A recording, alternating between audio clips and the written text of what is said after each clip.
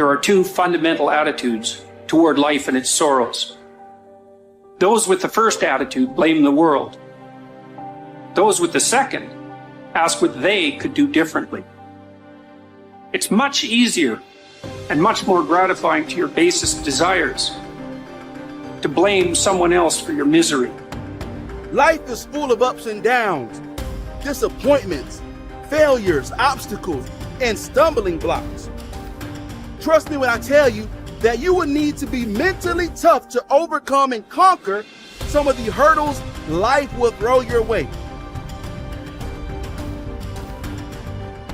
It's called life. And here's what the key to it, that you have to work on yourself. I read every book I could on how to heal yourself. I listened to every speech. I talked to people. I went to lectures. I mean, everything dealing with healing, I fed my mind. Life is a fight for territory. And once you stop fighting for what you want, what you don't want will automatically take over. You are the only person that can encourage you to get back up. Look in the mirror right now and tell yourself, I will fight through this. I will make it, and I won't give up. Life, you thought you had me down.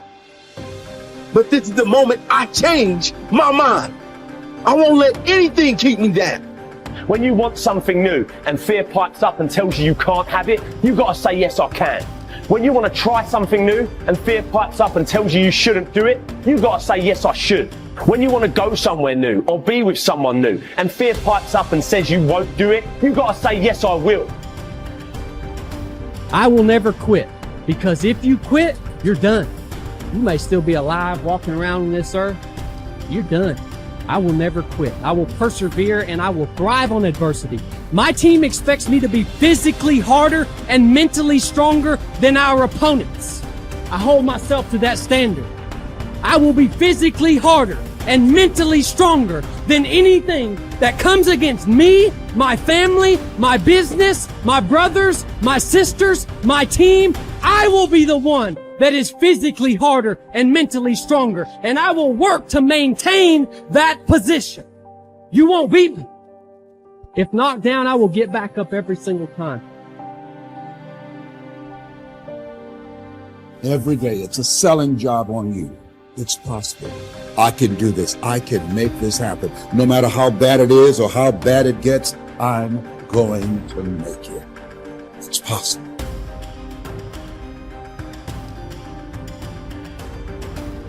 Yo, we all are great. We all should think that we're great. There's no reason for you to not think that you're great. If you don't think you're great, ask yourself why. Why don't you think the highest of yourself?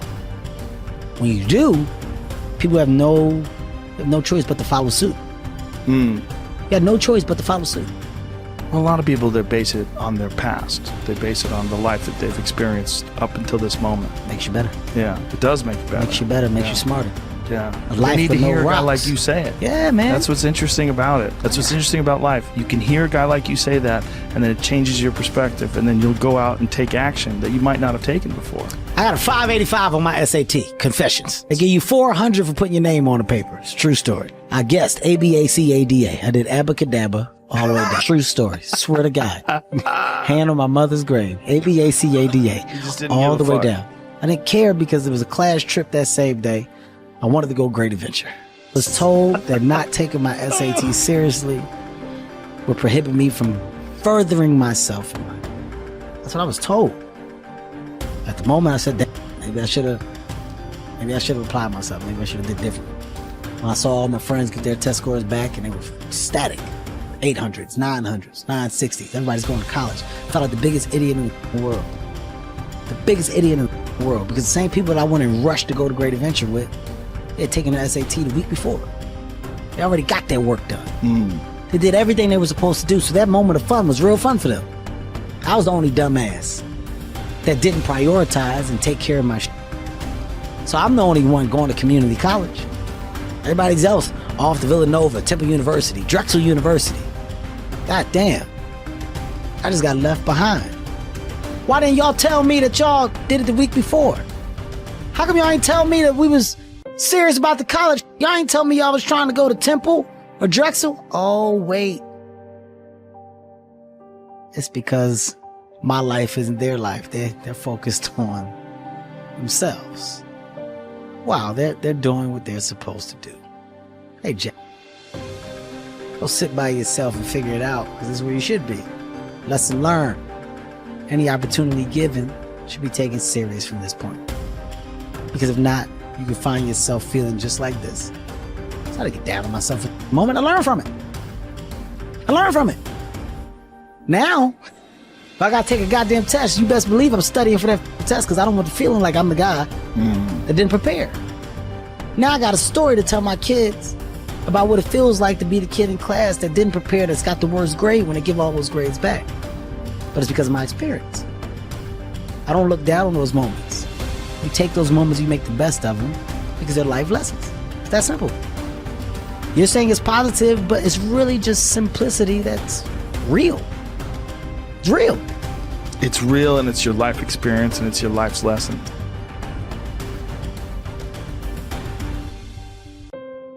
It's unbelievable how little genuine encouragement many people need, and how they had none. No one ever said to them and meant it. It's not okay for you to be a weak loser. It's not okay. And the reason it's not okay is because you could be way more than that. And it's a crime, an ethical crime, for you to allow all that necessary potential to go to waste. It hurts you, it hurts your family, it hurts the world. Really, really, it does. And people think, oh, okay, I get it. And they do get it, because they know. If you want to know something about yourself, sit on your bed one night and say to yourself, you got to mean this. Like, you got to be desperate. This is no game, this. It's like, my life is not everything I want it to be, and perhaps it's not everything that I need it to be. And by need, I mean my life is so unbearable that the suffering that's attendant upon that is make me nihilistic, cynical, bitter, resentful, homicidal, genocidal, unable to have a good relationship, prone to punish people for their virtues because of my jealousy, driving the proclivity to see evil everywhere except within my own heart. Like, these are problems, man. And you ask yourself, you sit on the bed and say, okay, man, I'm ready to learn something. Like, what's one thing I'm doing wrong that I know I'm doing wrong, that I could fix, that I would fix? It's like, you meditate on that, you'll get an answer. And it won't be one you want, but it'll be the necessary one. You know, and it's often something that will point you to small things. So Carl Jung said, people in the modern world don't see God because they don't look low enough. And so imagine you're in your messy bedroom, you know, and you're sitting on the edge of the bed trying to have an honest dialogue with yourself. And the little voice says, you know, it's pretty disgusting in here. And you think, well, I'm way above such trivial niceties as organizing my room. Well, that's pride. That's arrogance. If you're above organizing what's actually yours, how in the world are you ever going to organize anything else? And so you get on your knees and you think, well, it's time to, you know, take a brush to the toilet. And maybe that's where you start. And that works. Like, that works. You start making those micro improvements, like real micro improvements, real on the ground, actual micro improvements, the things you know that are wrong, you'll improve unbelievably rapidly. What's really interesting is self-value, real self-worth, comes from doing hard things. We keep talking about self-love. We keep talking about loving yourself, believing in yourself. That happens naturally when you go through something difficult. Everyone who's listening right now, I guarantee you, has been through something difficult. Maybe they lost a friend. Maybe they've been through cancer. Maybe they lost their job and had to rebuild. Maybe they completely got destroyed during the pandemic and had to figure everything out with their health. The point is, we've all done hard things, and self-worth and self-value comes from recognizing the hardship you've been through and the growth that you made during that time. Now, if you're someone who's listening and saying, Jay, well, I'm not sure I've been through anything that challenging, well, that's your challenge. Go and figure out what it is that you want to do that's hard. Is it developing a new skill? Is it getting a qualification? Is it starting that business or dream that you've always wanted to do? What's that difficult thing you're going to do on your own, with your friends, with the support of whoever's around you, but not with the crutch or the handicap of a partner? What are you going to build as a skill, as a tool, as a value yourself that's going to make you say, I've done something? And that's the beginning of it. The beginning is, I've done something and I did that and I can do that. And when you do that, yes, there's going to be, you're going to validate the wrong things. You're going to give yourself praise for the wrong things. You're going to go through ego. You're going to do all of that. But there's still a belief of, I can do hard things. I can do hard things by myself. And I know what value I bring to a relationship. Most people don't want to be really wealthy. What they do want is they don't want to have any financial concerns. If they want to buy a new suit, they can go and get one. If they want to take a trip, they can take the trip. If they want a new car, they can get the new car. They don't want to just run out and spend or buy. They don't want to have any financial concerns. 2, they want to wake up in the morning excited about how they're going to spend their day. And the 3rd, they want to mix with people who are upbeat and creatively productive. These are the 3 things that people really want.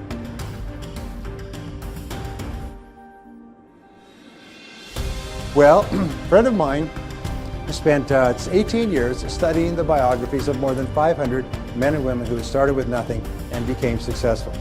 And he was looking for the common denominator of success, and he found it. He found that every single one of these people throughout their lives absolutely believed that they were going to be a big success.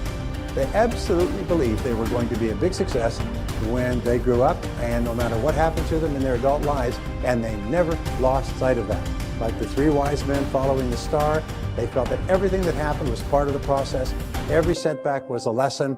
Every pain was something sent to teach them something that would be helpful, and they never stopped believing in themselves. So if you could buy one belief, the belief is this, is that you are destined to be a big success, that you have incredible potential, that you're surrounded by incredible opportunities, and that you're going to be a huge success in life, and everything that's happened up to now is part of your preparation.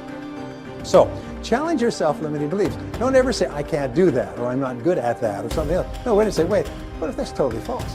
What if deep down inside you have the ability to be extraordinary at something that's important to you?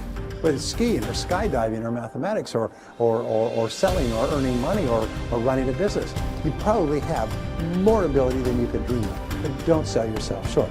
Now, in the Bible, it says, according to your faith, it is done unto you. It's one of the most important principles of the New Testament. In the Old Testament, it says, as a man thinketh in his heart, and the heart stands for the subconscious mind, which means a deep belief, so is it, or so is she. William James says, beliefs create the actual fact. Is that if you have the belief, it actually becomes the fact, because you always act in a manner consistent with the belief, and as a result, you get the results consistent with your actions. And you can control your beliefs. Is it easy to change your beliefs, especially old negative? No, it's not easy. Is it possible? Absolutely. Is it easy to lose weight? No. Is it possible? Of course it is. If you want to become successful in life, young man, he said, number 1, you got to change your mindset. He said, you don't get in life what you want, you get in life what you are. Number 2, practice OQP, only quality people.